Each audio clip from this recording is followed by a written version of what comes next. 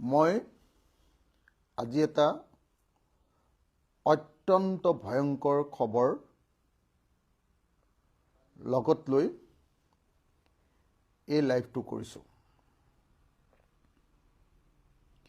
খবৰ মানে টোপনি যাব নোৱাৰা ভয়ংকৰ খবৰ এটা। ভাৰতবৰ্ষৰ সংবিধানক ভৰিৰে মোহাৰি ভাৰতবৰ্ষৰ জনতাক তেওঁলোকৰ মৌলিক অধিকাৰৰ পৰা বঞ্চিত কৰি বিজেপিয়ে দেশখনক সম্পূৰ্ণৰূপে খতম কৰি দিব পৰা এটা অত্যন্ত ভয়ংকৰ খবৰৰ কালি মই সাক্ষী হ'লোঁ। মই কালি ঘূৰি ফুৰোতে কালি সন্ধিয়া 8 বজাত বিজেপিৰ সভাপতি, ৰাজ্যিক সভাপতি আমাৰ দিলীপ শইকীয়া ডাঙৰীয়াৰ এটা ভিডিঅ' কনফাৰেন্স ঘটনাক্ৰমে চাবলৈ পালোঁ। কালি 8 বজাত, কালি সন্ধিয়া 8 বজাত, মানে আজি 5 তাৰিখটো, কালি 4 তাৰিখ, 4 ডিচেম্বৰ 2025 তাৰিখৰ দিনা বিজেপিৰ সভাপতি, ৰাজ্যিক সভাপতি দিলীপ শইকীয়া ডাঙৰীয়াই এটা ভিডিঅ' কনফাৰেন্স কৰিছিলে। কনফাৰেন্স কৰিছিলে তেখেতসকলৰ মন্ত্ৰীবিলাকৰ লগত, বিজেপি চৰকাৰৰ তেখেতসকলৰ বিধায়কবিলাকৰ লগত, তেখেতসকলৰ জিলাৰ সভাপতিসকল আছিলে। এইটো আছিলে বিজেপি দলৰ কালি ভিডিঅ' কনফাৰেন্স। মই আকস্মিকভাৱে এটা ঠাইত সেই ভিডিঅ' কনফাৰেন্সটো চাবলৈ পালোঁ। চোৱাতকৈ মই দেখিছোঁ চালে মানে তেওঁলোকেও গম পাই যাব, গতিকে মই ভিডিঅ' কনফাৰেন্সটো শুনি আছিলোঁ। আৰু যিবিলাক কথা ভিডিঅ' কনফাৰেন্সটোত মই দিলীপ শইকীয়াৰ মুখেৰে শুনিলোঁ, মই নিজৰ কাণকো এতিয়ালৈকে বিশ্বাস কৰিব নোৱাৰা পৰিস্থিতি হৈছে। মোৰ লগত মোৰ দলৰ এজন অত্যন্ত গুৰুত্বপূৰ্ণ লিডাৰো আছিলে, তেওঁ শুনিছে।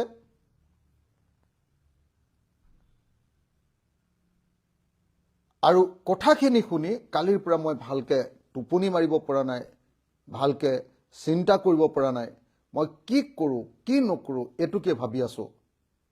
আৰু ভাবি থাকি সৰ্বশেষত মই আজি নিজেই এই লাইভটো অহাৰ সিদ্ধান্ত ল'লোঁ। কালি ভিডিঅ' কনফাৰেন্সত যোগেন মোহন ডাঙৰীয়াক খুব প্ৰশংসা কৰিছে দিলীপ শইকীয়াই, সেইটো মই শুনিলোঁ। কোন কোন বিধায়ক উপস্থিত নাই বুলি ধমকি লগাইছে, আৰু কোনোবা এজন মানুহক কৈছে যে কোন কোন বিধায়ক আছে আৰু কোন কোন নাই মোক তালিকাখন বনাই দিয়া বুলি দিলীপ শইকীয়াই কৈছে। মই শুনি আছোঁ। আৰু তাৰ পাছতেই তেখেতে মানে কালি ভিডিঅ' কনফাৰেন্সখন পাতিছিলে আজি বিজেপি দলৰ ৱাল ৰাইটিং সম্পৰ্কে, দেৱাল লিখন সম্পৰ্কে তেখেতে বেছিকেলি ভিডিঅ' কনফাৰেন্সখনত কথা পাতি আছিলে। সকলো বিধায়কে কৈছিলে যে তোমালোকে অতি কমেও, শব্দটো কৈছিলে অতি কমেও মিনিমাম 500 মানুহলৈ ৱাল ৰাইটিং কৰিব লাগিব, এই বুলি কৈ আছিলে। অতি কমেও 500 মানুহলৈ আজি মানে 5 তাৰিখৰ দিনা তোমালোকে সকলোৱে কাইলৈ ৱাল ৰাইটিং কৰিব লাগিব, বিজেপিৰ প্ৰচাৰ চলাব লাগিব। আৰু তাৰ পাছত মানে ধমকি চমকি মাৰি কোন MLA অহা নাই, কোন হেৰি কৰা নাই, এইবিলাক কথা কৈ এইবাৰ তেওঁলোকে ভোটাৰ তালিকাৰ সংশোধনী, ভোটাৰ স্পেচিয়েল যিটো ৰিভিজন এতিয়া চলি আছে, যিটো ৰিভিজন চলি আছে, সেই ৰিভিজন সম্পৰ্কে এটা কথা পতা আৰম্ভ কৰিলে। তেওঁতো ধমকি দিবলৈ লাগিলে প্ৰথমতে দিলীপ শইকীয়া বৰ টান টান কথা কৈ দেই, ধমকি দিয়া কথা কয়। মই কালিহে দেখিলোঁ, কালিহে শুনিলোঁ, মানে একদম ধমকি দি আছে যে আপোনালোকে এই যিটো আমাৰ হেৰি চলি আছে, ভোটাৰ তালিকাৰ সংশোধনী চলিছে, SR চলিছে, সেইটো আপোনালোকে গুৰুত্ব দিয়া নাই, যি ধৰণে গুৰুত্ব দিব লাগিছিলে দিয়া নাই। তাৰ পাছত তেখেতে ক'লে যে আমাৰ অশোক সিংঘাল, মন্ত্ৰী অশোক সিংঘালক দায়িত্ব দিয়া হৈছে যে 60টা বিধানসভা সমষ্টিত 60টা বিধানসভা সমষ্টিত ভোটাৰ তালিকাৰ পৰা ভোটাৰৰ নাম কৰ্তন কৰিবলৈ তেওঁক দায়িত্ব দিয়া হৈছে, যাতে সেই 60টা বিধানসভা সমষ্টিত বিজেপি জিকিব পাৰে। কৈছে যে এই দায়িত্ব দলে অশোক সিংঘালক দিছে, আৰু অশোক সিংঘালে অসমৰ 60টা বিধানসভা সমষ্টিৰ ভোটাৰ তালিকাখন তেওঁৰ নিজৰ ইচ্ছামতে কৰ্তন কৰিব, মানুহৰ নাম কৰ্তন কৰিব। মই নিজ কাণেৰে শুনি আছো এই কথা, নিজ কাণেৰে। আৰু দিলীপ শইকীয়া ডাঙৰীয়াই কৈছে যে আপোনালোকে ভোটাৰৰ নাম কৰ্তন কৰিবৰ কাৰণে কাৰ কিমান ভোটাৰৰ নাম কৰ্তন কৰিব লাগে, বুথ অনুসৰি আপোনালোকে যি যি বুথত আমাৰ বিজেপিৰ অৱস্থা বেয়া, সেইবিলাক বুথৰ পৰা ভোটাৰৰ নাম কৰ্তন কৰিবৰ কাৰণে, আমাক ভোট নিদিয়া মানুহবিলাকক ভোটাৰৰ নাম কৰ্তন কৰিবৰ কাৰণে আপোনালোকে কি কি ব্যৱস্থা লৈছে, কিয় ব্যৱস্থা লোৱা নাই। কৈছে যে অহা 12 তাৰিখৰ পৰা, অহা 12 তাৰিখৰ ভিতৰত সকলো MLA, সকলো জিলা সভাপতি আৰু বিজেপিৰ মণ্ডল সভাপতিয়ে 12 তাৰিখৰ ভিতৰত ভোটাৰ তালিকাৰ পৰা কাৰ কাৰ নাম কৰ্তন কৰিব লাগিব তাৰ তালিকাখন দিব লাগিব। ধমকি দিছে তেওঁ কৈছে যে আপোনালোকে কিয় ইমান অৱহেলা কৰিছে, কিয় কামটো ঠিকমতে কৰা নাই, এনেকে কৈ আছে। তাৰ পাছত কৈছে যে 60টা বিধানসভা সমষ্টিত আমি অশোক সিংঘালক দি দিছো দায়িত্ব, আৰু অশোক সিংঘালে পুৰা এই ভোটাৰ তালিকাখন পুৰা ঠিক কৰি পেলাব, ভোটাৰ তালিকাৰ পৰা নাম কৰ্তন কৰিব 60টা বিধানসভা সমষ্টি বুলি কৈছে। আৰু বাকী যিবিলাক বিধানসভা সমষ্টিত বুথ পৰ্যায়ৰ পৰা বদলি কৰিব লাগে, বিজেপিৰ নিয়ম অনুসৰি বিজেপিক ভোট দিয়া মানুহবিলাকৰ কাৰণে বদলি, মানে ভোট দিয়াবিলাকক ৰাখি নিদিয়াবিলাকৰ নাম কৰ্তন কৰিব লাগে, তাৰ তালিকা বিধায়কবিলাকক 12 তাৰিখৰ ভিতৰত দিবৰ কাৰণে দিলীপ শইকীয়াই নিৰ্দেশ জাৰি কৰিছে।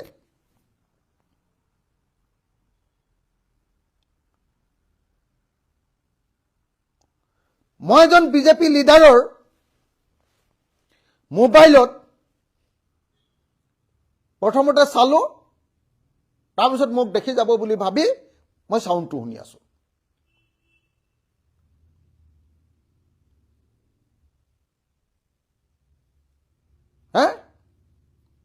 আৰু বিধায়কজনে আমাৰ কথাবিলাক যাতে তালে নাযায়, আমি মাজে মাজে কথা পাতি আছো, সেই কথাবিলাক যাতে তালে নাযায় তেওঁ মোবাইলটোত মিউট কৰি ৰাখিছো বুলি কৈছে মোক। কৈছে যে চিন্তা নাই, এইফালৰ পৰা নাযায়, মিউট কৰি ৰাখিছো, আমাৰ চাউণ্ড নাযায়।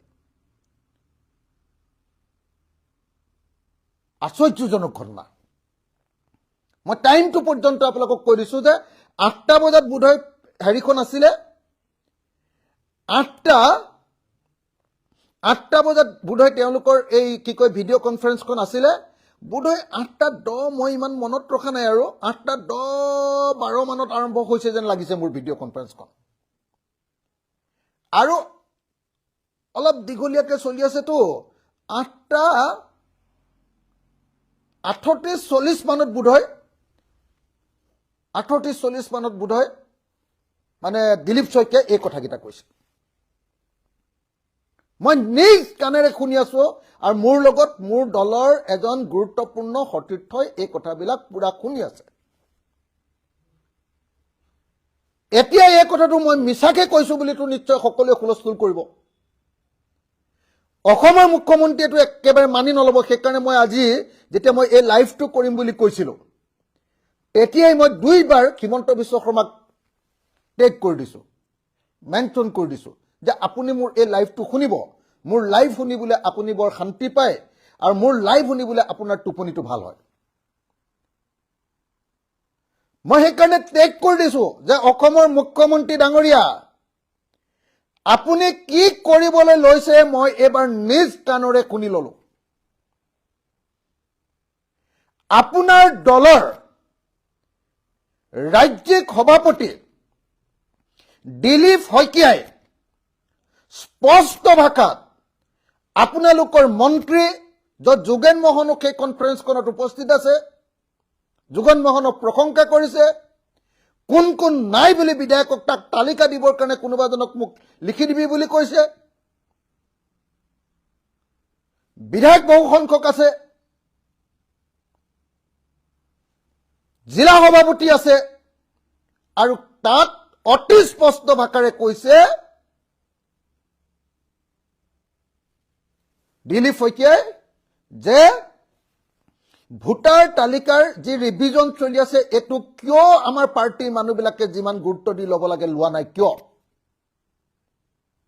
কৈছে যে আমি অশোক সিংঘালক দায়িত্ব দিছো যে অশোক সিংঘালে 60টা সমষ্টিৰ যিটো ভোটাৰ তালিকা সেইটোৰ পৰা যিবিলাক নাম কৰ্তন কৰি দিব লাগে বা যাৰ নাম ভৰাব লাগে সেইটো তেওঁ ভৰাব। কিন্তু তদুপৰি বাকী যিবিলাক সমষ্টি থাকি যাব সেই সমষ্টিবিলাকৰ পৰা MLA বিলাকক কৈছে, জিলা সভাপতিক কৈছে আৰু মণ্ডলৰ সভাপতিৰ নামটো মই শুনিছো যে মণ্ডলৰ সভাপতিবিলাকে আমাক 12 তাৰিখৰ ভিতৰত তালিকা দিব লাগিব কাৰ কাৰ নাম কৰ্তন কৰিব লাগে আৰু কাৰ কাৰ নাম ভৰাব লাগে। আৰু এনেকে কৈছে যে য'ত বিজেপিয়ে প্ৰতিটো বুথৰ পৰা য'ত বিজেপিৰ ভেটি দুৰ্বল সেইসমূহ বুথত থকা ভোটাৰৰ নাম কৰ্তন কৰিব লাগে। আৰু তাৰ কাৰণে বিধায়ক, তাৰ কাৰণে জিলা সভাপতি আৰু তাৰ কাৰণে মণ্ডল সভাপতিয়ে তালিকাখন বনাই 12 তাৰিখৰ ভিতৰত জমা দিব লাগে বুলি কৈছে। এতিয়া মোক ক'ব যে অখিল গগৈ মিছা কথা কৈছে। মই সেইকাৰণে অসমৰ মুখ্যমন্ত্ৰী ডাঙৰীয়া আপোনাক মই চেলেঞ্জ কৰিছো যে কালিৰ যিটো দিলীপ শইকীয়া ডাঙৰীয়াৰ যিটো ভিডিঅ' কনফাৰেন্স আছিলে আপোনালোকৰ বিধায়ক আৰু জিলা সভাপতিবিলাকৰ লগত, কালিৰ এই ভিডিঅ' কনফাৰেন্সটো আপুনি ৰাজহুৱা কৰক, তাৰ নিশ্চয় ৰেকৰ্ডিং থাকিবই, সেই ৰেকৰ্ডিং ৰাজহুৱা কৰক আৰু সেই ৰেকৰ্ডিং ৰাজহুৱা কৰি অসমৰ মানুহক দেখুৱাই মোৰ এই যিটো প্ৰত্যাহ্বান, মোৰ এই দাবী সম্পৰ্কে আপুনি প্ৰমাণ কৰক। নহলে কিন্তু মই কালিৰ পৰা শুব পৰা নাই, কি কৰো কি নকৰো, কাক কওঁ কাক নকওঁ মই লাগি আছে। মই ফোনতো কথাটো ক'বলৈ বেয়া পাই আছো, সেইকাৰণে উপায় নাপায় আজি মই ফেচবুক লাইভ যোগে সমগ্ৰ অসমৰ মানুহক জনাব খুজিছো যে বিজেপিয়ে এতিয়া অসমৰ ভোটাৰ তালিকাখন নিজৰ ইচ্ছামতে এবাৰ ইঞ্জিনিয়াৰিং কৰিবলৈ লৈছে। কেইদিনমানৰ আগতে মোক অসম বিধানসভাৰ 3জনমান বিধায়কে কৈছিলে যে আমাৰ বিধায়কবিলাকক CM পঠিয়াই দিছে যে নিজৰ নিজৰ সমষ্টিৰ পৰা 10,000 ভোটৰ নাম কৰ্তন বা নতুনকৈ নাম ভৰ্তি কৰিব লাগে। সেইটো মই বিধায়কৰ পৰা ইনডাইৰেক্টলি শুনিছিলো, মুখৰ পৰা ইনডাইৰেক্টলি শুনিছিলো। সেইটো কথা এজন মই সাংবাদিকৰ পৰা শুনিছিলো, চৰকাৰী পক্ষৰ এজন সাংবাদিকৰ পৰাও শুনিছিলো একেটা কথা।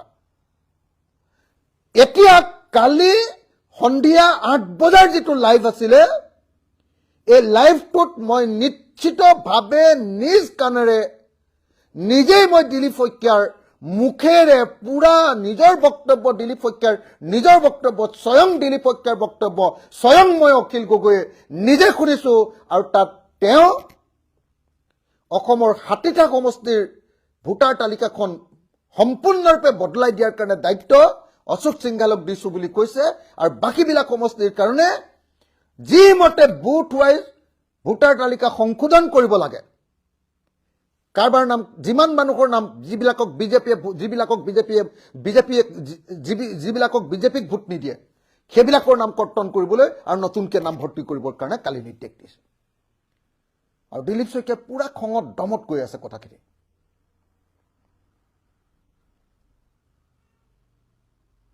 সেইকাৰণে মই অসমৰ মুখ্যমন্ত্ৰী মোৰ এই যি ভয়ংকৰ অভিযোগ ভয়ংকৰ বুলি কৈছো এই ভয়ংকৰ অভিযোগ যদি মিছা হয় মোক নাৰ্কো টেষ্ট কৰক আপোনালোকে মোক নাৰ্কো টেষ্ট কৰক মোৰ এজন সাক্ষীও আছে একেলগতে দুইজন মানুহে আমি শুনিছো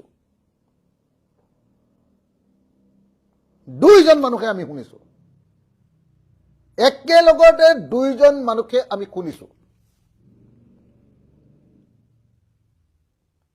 আৰু সেইকাৰণে মই মুখ্যমন্ত্ৰীক দাবী জনাইছো আৰু মই ভাবো যে আমাৰ বিৰোধী পক্ষৰ আটাইবিলাক দলে মিলি আমি ইমিডিয়েটলি ইলেকশ্যন কমিশনৰ ওচৰলৈ যাব লাগে আৰু ইলেকশ্যন কমিশনৰ ওচৰলৈ গৈ কালিৰ যিটো আমাৰ দিলীপ শইকীয়াৰ যিটো ভিডিঅ' কনফাৰেন্স আছিলে দিলীপ শইকীয়াৰ সেই ভিডিঅ' কনফাৰেন্সটো আমি হেৰি কৰিব লাগে কি কয় কালি সেইটো চিবিআই এনকুৱাৰী কৰি সেটোৰ ওপৰত তদন্ত কৰি বা সেটোৰ ওপৰত জুডিচিয়েল এনকুৱাৰী কৰি সেটো ভিডিঅ' সঁচা নে মিছা আপোনালোকে প্ৰমাণ কৰক কেনেকৈ বিজেপিয়ে এই কাম কৰিবলৈ লৈছে কেনেকৈ আপোনালোকে জানে ডিলিমিটেশ্যন কৰিছিলে সেটো অশোক সিংগালে তাৰমানে অশোক সিংগাল বাহিৰৰ পৰা আহিছে সেই অশোক সিংগালে অসমৰ গোটেই সমষ্টিবিলাক এটা এটাকে ভাঙি পেলাইছে মৰাণৰ সমষ্টিকেইটা ভাঙি দিলে মটকে জিকিব পৰা সমষ্টিকেইটা ভাঙি দিলে আহোমে জিকিব পৰা সমষ্টিকেইটা ভাঙি দিলে কোচ ৰাজবংশীয়ে জিকিব পৰা সমষ্টিকেইটা ভাঙি দিলে চাহ শ্ৰমিকে জিকিব পৰা সমষ্টিকেইটা ভাঙি দিলে আৰু বিজেপিয়ে যি ধৰণে জিকাব খোজে তেনেকুৱা সমষ্টি বনাই ললে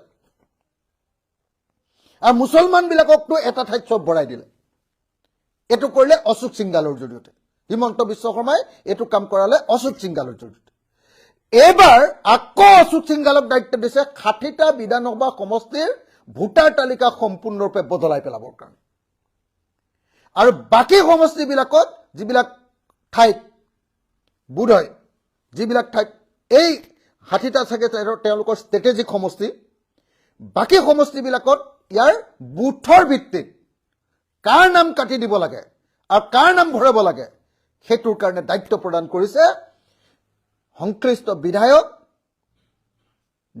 কি কয় আপোনাৰ ডিস্ট্ৰিক্টৰ প্ৰেসিডেন্ট তেওঁলোকৰ বিজেপিৰ আৰু তেওঁলোকৰ মণ্ডলৰ প্ৰেসিডেন্টসকল মই অতি স্পষ্ট ভাষাৰে মোৰ অভিযোগ উত্থাপন কৰিলো এটো নহয় বুলি কোৱা মোৰ এই অভিযোগ মিছা বুলি ক'ব পৰা পৃথিৱীৰ কোনোবা মানুহ যদি জন্ম হ'ব পাৰে মই প্ৰত্যাহ্বান জনাইছো অসমৰ মুখ্যমন্ত্ৰীক মই এটোৰ ওপৰত জুডিচিয়েল এনকুৱাৰী দিবলৈ দাবী জনাইছো আৰু অসমৰ সকলো বিৰোধী পক্ষৰ নেতাসকলক মই ঐক্যবদ্ধভাৱে নিৰ্বাচন কমিশনৰ ওচৰলৈ গৈ এটোৰ ওপৰত এনকুৱাৰী দাবী কৰিবৰ কাৰণে আৰু ভোটাৰ তালিকাৰ যি স্পেচিয়েল ৰিভিজন চলি আছে এটো বন্ধ কৰিবৰ কাৰণে আমি সকলোৱে মাত পাতিবৰ কাৰণে মই আহ্বান জনাইছো আৰু লগতে আপোনালোক সকলো সংবাদ মাধ্যমক আহ্বান জনাইছো যে মোৰ এই লাইভটো আপোনালোকে প্লিজ আপোনালোকৰ টিভি আৰু বাতৰি কাগজত প্ৰকাশ কৰক মই আপোনালোকক অনুৰোধ জনাইছো অসমৰ সকলো ৰাইজক প্লিজ আপোনালোকে এই বিষয়টোক লৈ সাৱধান হওক আৰু বিজেপিয়ে কৰা এই চক্ৰান্তৰ বিৰুদ্ধে সকলোৱে মাত মাতক এতিয়া বহুতে ক'ব পাৰে মই অলপ আগতে টিভিত শুনিলো অসমৰ মুখ্যমন্ত্ৰীয়ে কোৱা যে প্ৰতিদিনে এইটো কথা ক'লে কি হ'ব প্ৰতিদিনে যে তেওঁ কৈছে যে এনেকে কি কয় কাৰবাৰ নাম কৰ্তন কৰিছে তেওঁ কৈছে যে 6 নম্বৰ ফৰ্মখন ফিলআপ কৰি দিলে হ'ল 6 নম্বৰ ফৰ্মখন ফিলআপ কৰে মানে নতুনকে সোমোৱাৰ আগতে ইলেকশ্যন শেষ হৈ যাব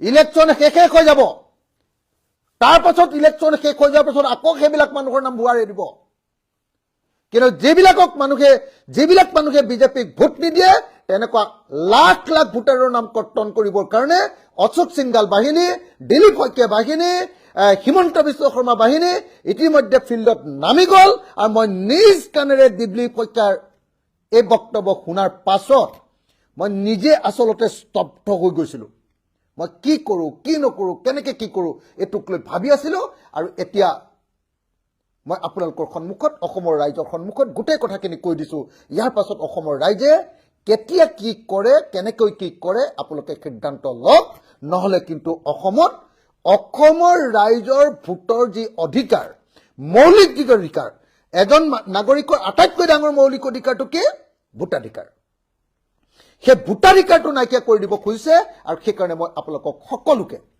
এই বিষয়টোক লৈ মাত মাতিবৰ কাৰণে অনুৰোধ জনাইছো। ধন্যবাদ।